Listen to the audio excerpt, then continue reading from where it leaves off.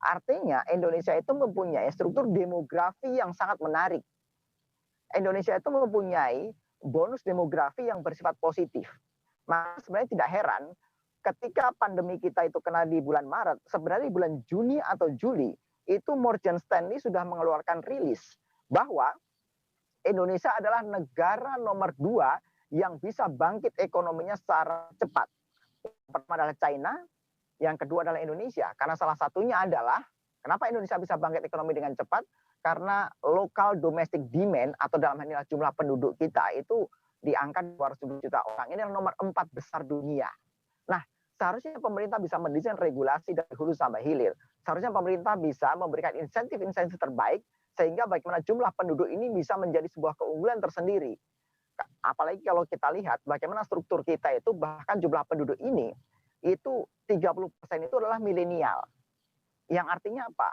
Kita ke depan ini mempunyai struktur demografi. Satu sisi ini adalah sebuah peluang, tapi satu sisi ini potensi masalah. Pemerintah tidak bisa mendesain regulasi bagaimana para milenial ini bisa mendapatkan yang paling tepat, sehingga ketika mereka misalnya selesai kuliah, ini kayak contoh teman-teman milenial Sultra misalnya, teman-teman bisa melihat bahwa memang jangankan di Sultra, di seluruh Sulawesi atau Indonesia Timur atau juga di seluruh Indonesia, ini mengalami bonus demografi yang rata-rata sama, yaitu orang milenialnya yang banyak. Nah, seharusnya bagaimana pemerintah bisa mengoptimalkan sisi positif ini? Karena satu sisi, ketika tidak terjadi kanalisasi yang baik, ketika orang lulus kuliah misalnya, kemudian ketika orang lulus kuliah yang pengen jadi PNS, masuk PNS susah. Jangan-jangan masih banyak yang perlu bayar misalnya. Profesional, lapangan kerja sangat terbatas.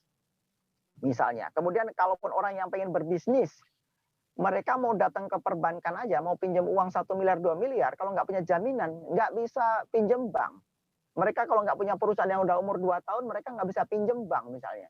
Nah, kondisi-kondisi seperti ini yang kemudian terjadi bottlenecking antara satu sisi berbicara milenial, tapi kemudian menjadi liability buat bangsa ini. Atau kalau istilahnya dari J.H. Bema, seorang sosiolog dari Belanda, mereka mau lihat inilah yang namanya akan muncul intelektual proletar.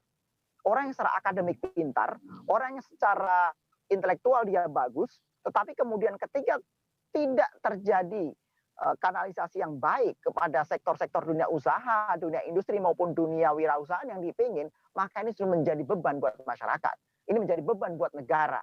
Orang takut lulus kuliah misalnya, kenapa? Karena kalau lulus kuliah status mahasiswanya udah nggak ada, jangan-jangan dia belum dapat kerjaan misalnya. Nah, kondisi ini yang perlu dibaca dengan presisi oleh pemerintah. Sehingga bagaimana satu sisi bonus demografi ini adalah sebuah peluang. Tapi kalau pemerintah tidak bisa jahit dan mendesain regulasinya dengan baik, justru jumlah penduduk yang besar ini, struktur bonus demografi yang positif seperti ini juga akan menjadi beban buat pemerintah. Nah, sebenarnya banyak sekali, saya ini punya slide itu nggak banyak, tapi ini bisa kita bahas 2-3 SKS. Sebagai contoh permasalahan-permasalahan ekonomi kita banyak tentang pertumbuhan ekonomi kita di Q1 seperti apa dan seterusnya. Nanti teman-teman ambil aja, minta nanti tolong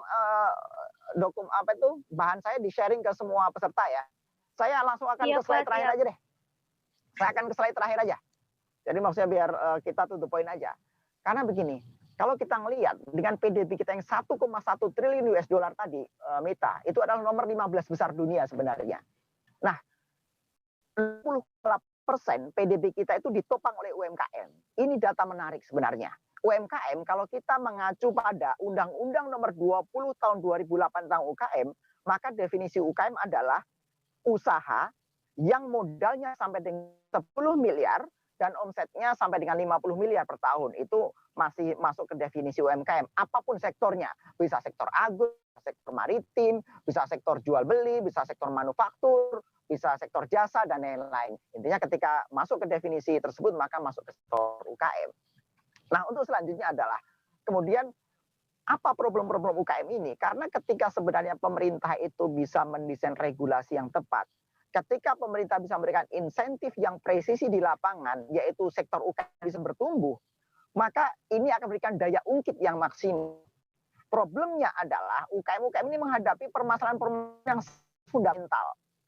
Sehingga ketika pemerintah mau masuk ke UKM ini menjadi tidak mudah. Itu adalah sisi pemerintah dari sisi regulatornya. Sekarang ketika kita menjadi bagian masyarakat, ketika kita menjadi bagian pelaku usaha itu sendiri, kita harus mencari jalan keluar atas problem yang ada.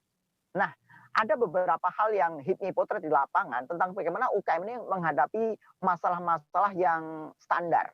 Bagaimana teman-teman UKM di lapangan itu menghadapi masalah-masalah yang relatif sama kita potret di lapangan.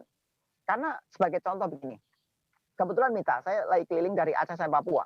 Bahkan terakhir sampai ke Sultra, itu saya bukan hanya di Kendari, saya itu sampai ke Raha. Raha itu kan ibu kota Muna. Saya sampai nginep di Muna, 3 hari saya di sana. Sampai dengan Buton. Potensi di Sultra itu luar biasa besar. Nggak usah kita berbicara masalah sektor tambang, itu nggak usah diperdebatkan, tambang luar biasa. Di Sultra juga punya potensi agro yang luar biasa, punya potensi yang luar biasa.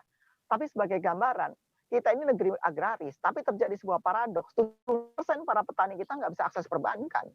Kita juga negeri maritim, di Sultra itu kaya betul itu. Di daerah Buton itu ada ratusan nelayan, mereka kita ini negeri maritim juga, tapi kenapa masih banyak nelayan yang miskin? Nah, ini berarti masih ada sesuatu yang belum maksimal yang dioptimal oleh pemerintah untuk mendesain regulasi-regulasi.